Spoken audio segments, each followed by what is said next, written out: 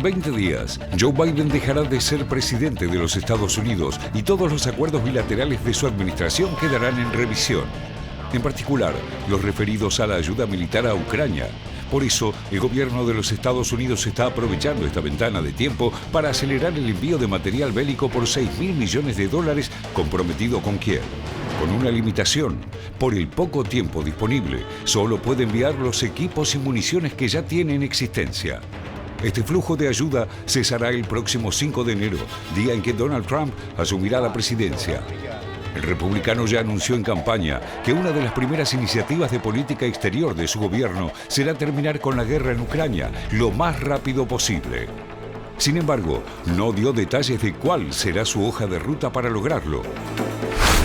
I believe if I win, we're going to have a very fair and I think actually rather rapid deal. It should stop, and the president wants it to stop, and I'm sure President Putin wants it to stop, and that's a good combination. So we want to have a fair deal for everybody. En Ucrania, su conocida cercanía con Vladimir Putin genera temores de que ese plan sea muy parecido a las condiciones que pretende imponer el presidente ruso para terminar la guerra, inaceptables para Kiev. Стремление восстановить отношения с Россией, способствовать завершению украинского кризиса. Мне, на мой взгляд, кажется, это заслуживает внимания, как минимум. И я, пользуясь случаем, хочу поздравить его с избранием на пост президента Соединенных Штатов. Durante su visita a los Estados Unidos en septiembre, el presidente ucraniano Volodymyr Zelensky se reunió con Trump en medio de algunos cortocircuitos y volvieron a hablar tras el triunfo del magnate en las presidenciales. In the European Political Community Summit in UK in July, there has been much talk about the need to yield to Putin, to back down, to make some concessions, and really some, even from Europe, some leaders were strongly advocated Ukraine making concessions to Putin. It's unacceptable for Ukraine and unacceptable for all Europe. En la última semana, el Washington Post reveló que tras su victoria electoral, Trump mantuvo una comunicación telefónica con Putin, algo que el Kremlin niega. En esa comunicación, según el diario estadounidense, Trump le habría advertido a Putin que no debería escalar el conflicto en Ucrania en los próximos meses y que espera avanzar con su resolución apenas asuma. We are open to peace negotiations, but not based on changing wishes from Ukraine that shift from month to month. Rather than these negotiations would be based on realities and first of all on agreements reached in Istanbul based on realities of the ground of today.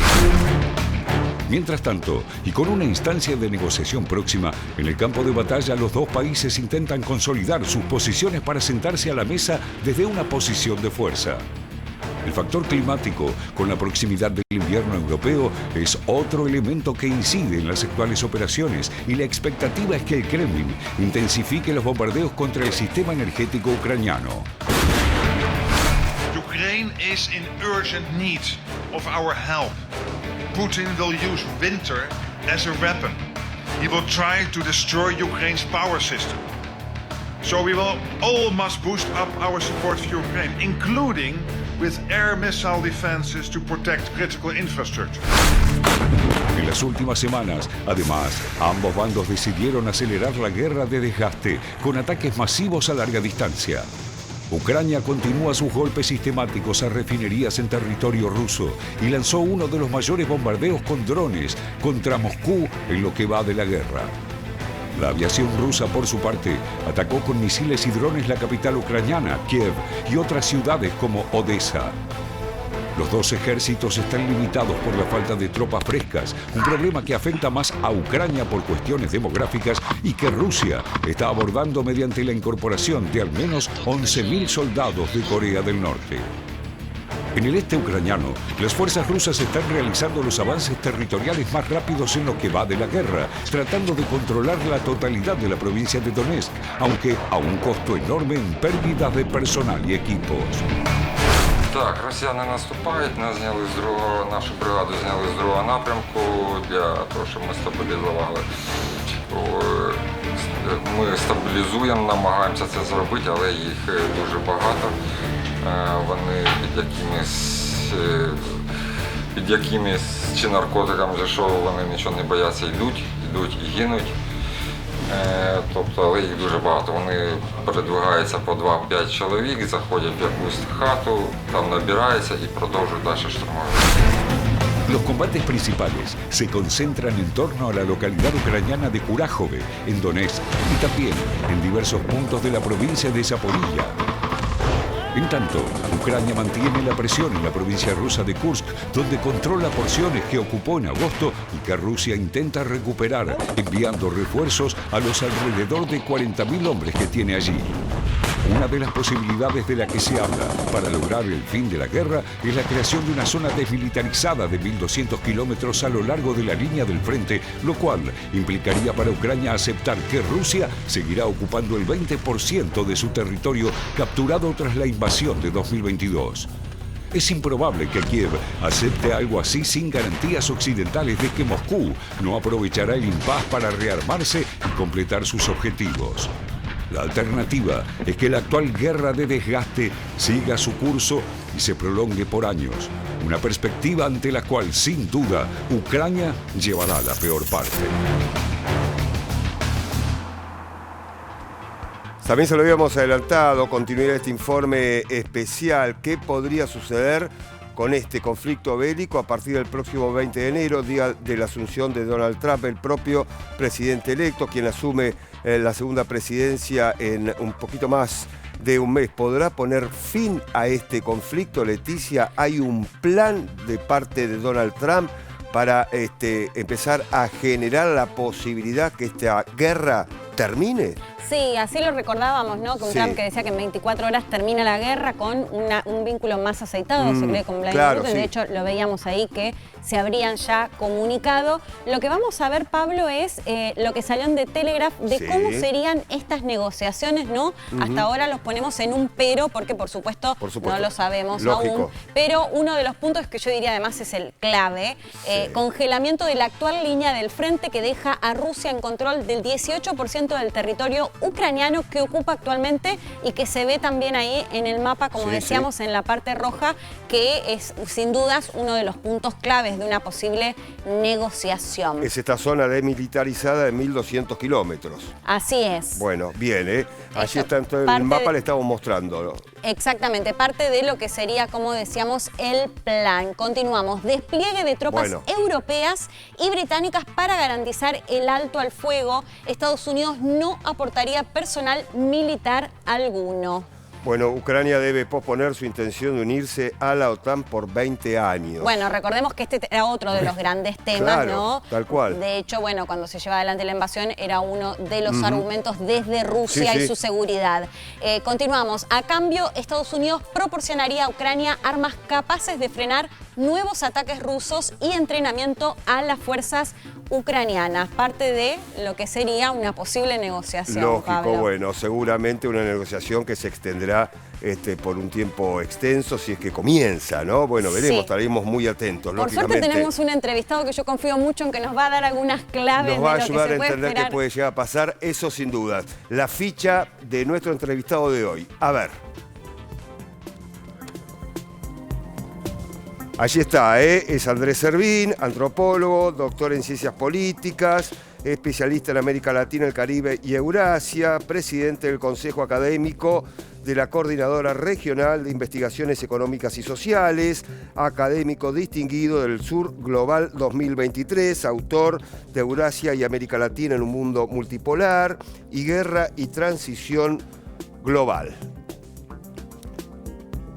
Bueno, nos damos el lujo en esta edición de Televisión Pública Noticias Internacional de estar dándole las buenas tardes a Andrés Servín. Andrés, un placer como siempre. Buenas tardes y gracias por la invitación. Siempre un placer estar en este programa. Es un placer que estés con nosotros. Sí.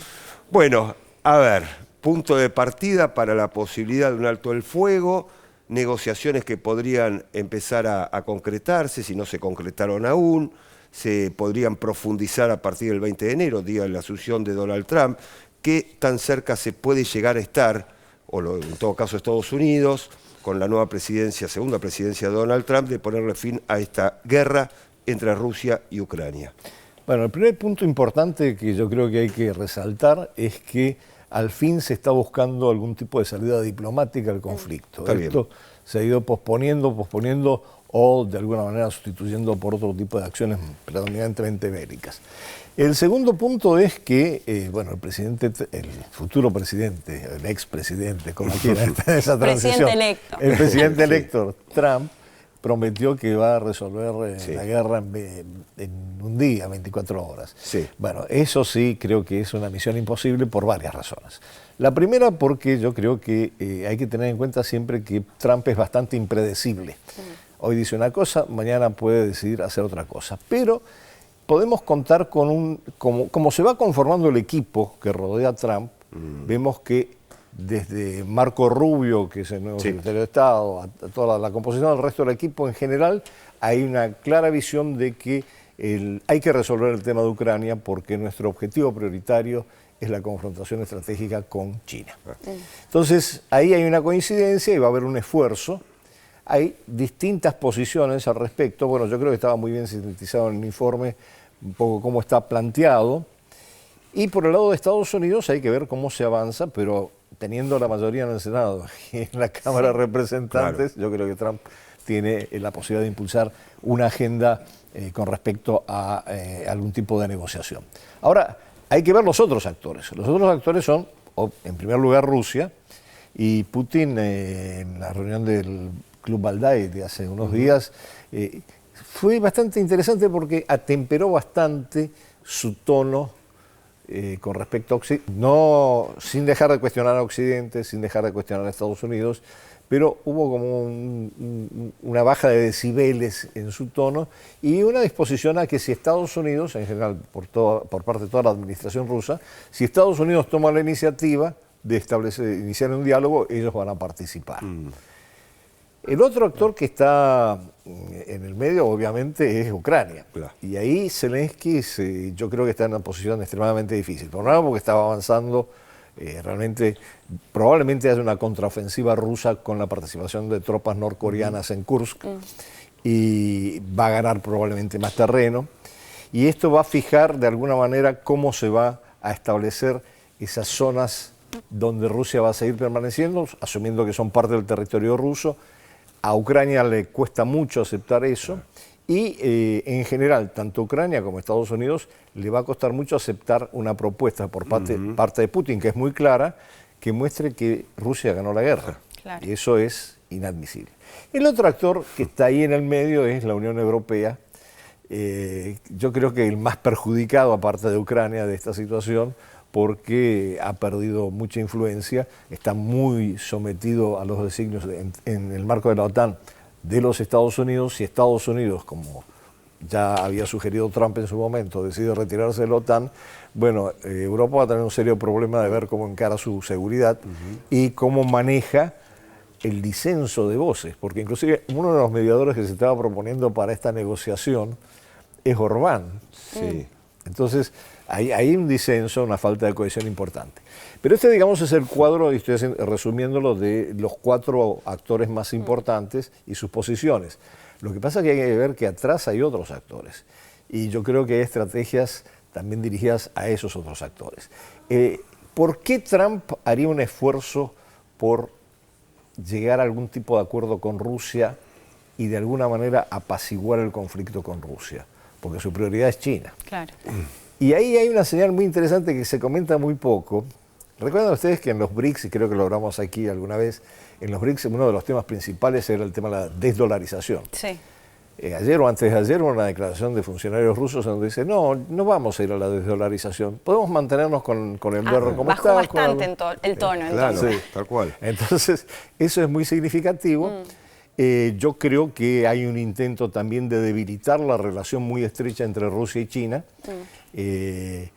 China está un poquito incómoda y molesta por la participación de Corea del Norte de las tropas de Corea del Norte y la colaboración y la estrecha alianza que se está estableciendo con Rusia, porque siempre Corea del Norte ha sido una especie de socio menor, para decirlo de la manera más elegante, de China, y ahora de repente está acercándose mucho a Rusia. Claro. Y China en eso sí ha empezado a tomar algún tipo de medidas, inclusive ha planteado, primero hay un recorte, es el principal socio comercial de Corea del Norte, hay un recorte en las exportaciones e importaciones con respecto a Corea del Norte, y hay una repatriación de trabajadores de Corea del Norte de China a Corea. Entonces yo creo que en este cuadro hay que ver cómo se van ubicando las piezas en el tablero con respecto a qué es lo que realmente va a querer Trump con un acuerdo en el caso de la guerra ucraniana. Andrés, y en la letra chica de lo que veíamos recién, de lo que se publicó en The Telegraph, ¿cómo lo ves? Porque bueno, justamente uno de los temas principales tiene que ver qué pasa con el territorio que Rusia ya tomó. Ucrania estaría dispuesto a ceder, o creemos que no, pero digo, en la letra chica, ¿cómo ves esa negociación, o al menos esto que se empieza a conocer como una posible negociación, conociendo las posturas tanto de Ucrania como de Rusia? Yo creo que en la letra chica Ucrania ha mandado señales muy claras, y en la conversación que tuvo Zelensky en su momento con Trump creo que se lo remarcó, no había aparecido antes con tanta fuerza, que en todo caso, manteniéndose el apoyo estadounidense y occidental en cualquiera de los acuerdos que se llegue, Ucrania estaría dispuesta a sustituir a las tropas norteamericanas, aparte de las tropas norteamericanas en la OTAN, en función de la seguridad europea, y por otro lado estaría dispuesta a ceder una serie de recursos para las grandes compañías norteamericanas para su explotación. Bueno, esto es un cambio importante, eso puede tener un impacto importante también en la sociedad ucraniana. Las encuestas muestran que la aspiración a que se termine la guerra ha subido de 19% a más de un 30% en la población. Entonces, yo creo que Zelensky sí se encuentra con una situación un poco compleja de cómo manejar cualquier tipo de negociación. Y desde luego, frente a una posición bastante inflexible por parte de Putin y Rusia. Andrés, una posible negociación positiva de Donald Trump en cuanto a este conflicto bélico, ¿cómo queda Europa? Yo creo que Europa queda, de alguna manera, lisiada de toda esta situación. Lisiada. Porque, a ver, apostó a esta guerra, sometiéndose un poco a la visión estratégica de Estados Unidos y al juego de la OTAN. Las consecuencias, después particularmente de las sanciones económicas a Rusia, han sido muy dramáticas en términos del impacto sobre las economías europeas. En el caso de Alemania, que es el gran motor de la Unión Europea desde el punto de vista económico, la desaceleración económica es tremenda, la reacción popular también es muy fuerte. De hecho, hoy creo que hubo una conversación entre Scholz y Putin, que yo supongo que debe ser resultado de esta presión interna que él siente. Además, la coalición está en peligro, la coalición gobernante, y los están corriendo por derecha y por izquierda, porque por un lado está ganando el partido de la extrema derecha y por otro lado la izquierda no socialdemócrata también tiene una posición totalmente contraria a continuar el apoyo a Ucrania. Ahora, planteabas un poco, bueno, también uno de los intereses tiene que ver con terminar la guerra, porque el enfrentamiento posiblemente se va a dar con China, y me acuerdo que cuando ganó Donald Trump se decía, bueno, ¿quiénes celebran en el tablero internacional? Y uno de ellos era Vladimir Putin, ¿no? ¿Podés contarnos o desarrollar un poquito más qué se espera en ese sentido? Pensando en Rusia y pensando ya, nos podemos avanzar un poco en un posible posguerra, ¿no? Bueno, yo creo que primero hay que señalar la parte económica, que es muy importante. Claro. Las sanciones occidentales, se produjo un boomerang en contra de los intereses europeos, afectó a las economías europeas, pero en el caso de Rusia, quizás por la economía de guerra que tuvo que desarrollar, lo que estamos viendo es un crecimiento sistemático. Entonces, si bien a mediano o largo plazo pronostican que esto puede retroceder, lo cierto es que el día a día de los rusos, fuera de los drones que puedan estar llegando, no se ve afectado, sino que se ha mejorado. Eso desde luego refuerza la posición de Putin. Putin de ninguna manera en ese contexto puede aceptar nada que suene a la más mínima derrota. Su posición va a ser muy dura en ese sentido. Y yo creo que quizás Putin también esté viendo que el acercamiento con China ha sido muy importante, ha sido fundamental en todo esto porque le ha permitido cambiar, redireccionar un poco hacia dónde iba el comercio fundamentalmente de Rusia, pero bueno, China es un socio muy poderoso, entonces conviene tener contrapesos en la relación con China también. Y a lo mejor esto abre una posibilidad de que Rusia sea vista nuevamente, a lo mejor a mediano y a largo plazo, como lo que siempre fue, un país europeo. Andrés Servil, el placer de siempre. Gracias por haber venido. No, gracias a ustedes por la invitación, como Muchas siempre, gracias. un placer hablar con ustedes. Igualmente para nosotros. Bien, seguimos recorriendo el mundo, más noticias, aquí un resumen. Venezuela. Pedido de Corina Machado. La líder opositora instó a los gobiernos extranjeros a tomar medidas para neutralizar el respaldo internacional que recibe el régimen de Nicolás Maduro. Entre los apoyos que considera críticos para la estabilidad del gobierno chavista, que se mantiene en el poder desde 1999, Machado mencionó a Rusia, Irán y Cuba, así como a redes de narcotráfico y crimen organizado. Cumbre climática en Azerbaiyán. A un día del cierre de la COP29, aumenta el escepticismo sobre la posibilidad de acuerdos de financiamiento a raíz de la gran cantidad de representantes de la industria del gas y del petróleo que se encuentran en la cumbre, cuya actividad los convierte en los principales culpables del calentamiento global. Volvió a Notre Dame, la Virgen que se salvó milagrosamente.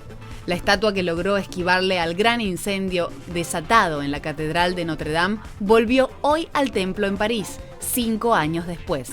Un hito que marca la recta final para la reapertura de Notre Dame el próximo 7 de diciembre.